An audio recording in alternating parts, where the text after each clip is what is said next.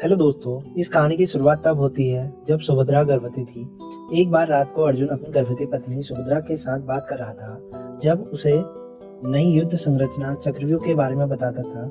चक्रव्यूह यानी कि युद्ध में सैनिकों को खड़ा करके एक ऐसा जटिल गोलाकार संरचना का निर्माण करना था जिसमें कई परतें होती थी। इस व्यूह से बाहर निकलना प्रवेश करने की तुलना में कहीं अधिक कठिन होता था। सुभद्रा के गर्भ के अंदर उसका होने वाला पुत्र अभिमन्यु भी अपने पिता से इस व्यूह संरचना के बारे में सुन रहा था। अर्जुन सुभद्रा को बता रहा था कि चक्रव्यूह में प्रवेश कैसे किया जाता है, लेकिन तभी सुभद्रा को नींद आने लगी और अर्जुन ने बात कर ही रोक दी। गर्भ में पल रहा अभिमन्यु अपने पिता से चक्रव्यूह के बारे में निकलने की रणनीति सीख नहीं पाया। उसके कुछ समय बाद पांडव कौरवों से द्यूत क्रीड़ा में अपना राजपाट हार गए और उन्हें 12 वर्ष का वनवास और 1 वर्ष का अज्ञातवास पर जाना पड़ा। इस समय के दौरान अभिमन्यु का जन्म हुआ और वह अपनी मां के साथ अपने मामा श्री कृष्ण के द्वारिका में पढ़ने लगा। समय आने पर पांडव वनवास में वह अज्ञातवास से लौटे, लेकिन दुर्योधन ने जब उन्हें उनका राज्य वापस देने से मना कर दिया। जब कई प्रयासों और चर्चाओं के बाद भी वह नहीं माना, तो पांडव और कौरवों के बीच युद्ध होना तय हो गया। इस समय अभिमन्यु की आयु मात्र 16 वर्ष थी। निश्चित समय पर पांडवों और कौरवों के बीच कुरुक्षेत्र में युद्ध छिड़ गया। 12 दिनों तक भयंकर घमासान मच रहा और कौरवों की सेनापति भीष्म को अनंत अर्जुन से शौर्य प्राप्त हुआ।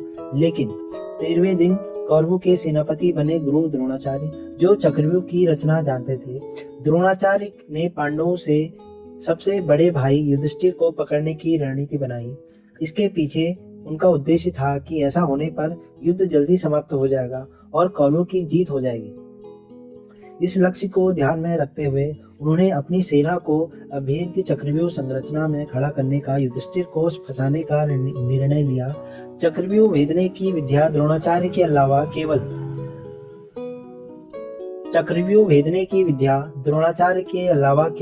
भीष्म, श्री कृष्ण और अर्जुन के ही पास थी। इस रणनीति के अनुसार कौरवों का युद्ध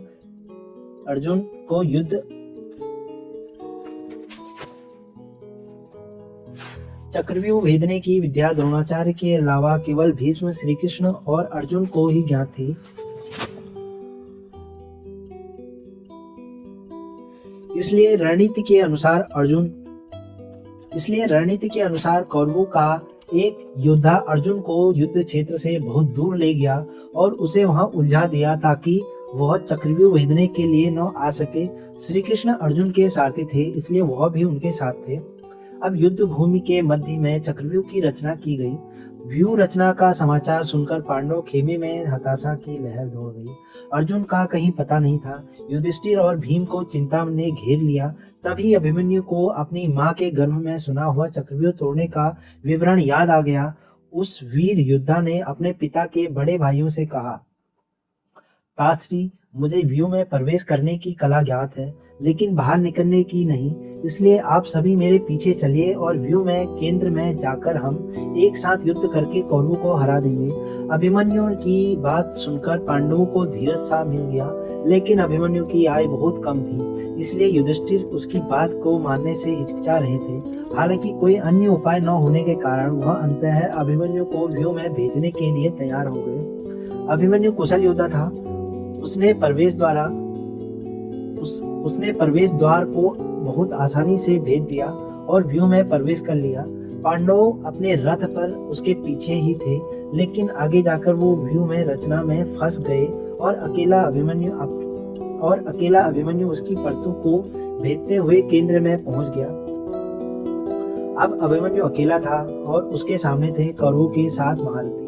महाभारत युद्ध की शुरुआत में भीष्म ने युद्ध के नियम बनाए थे, जिसमें से एक नियम यह भी था कि एक योद्धा से एक ही योद्धा लड़ेगा। लेकिन कौरवों ने नियम की धज्जियां उड़ा दी और छल करते हुए अभिमन्यु को चारों तरफ से घेर लिया। वीर अभिमन्यु की ताकत और युद्ध शैली देखकर कौरव भी अचंभित थे। वह अपने प्रत्येक विरोधी के साथ अभूतपूर्व पराक्रम के साथ लड़ रहा था। निसंदेह यह एक हारी हुई लड़ाई थी, लेकिन अपना रथ, तलवार, धनुष, बाण और भाला खोने के बाद भी अभिमन्यु ने हार नहीं मानी। अंततः में उसने अपने टूटे हुए रथ के पहिए को शस्त्र के रूप में उठाया और लड़ने लगा, लेकिन सशस्त्र और एक साथ खड़े कौरवों के उन 7 महारथियों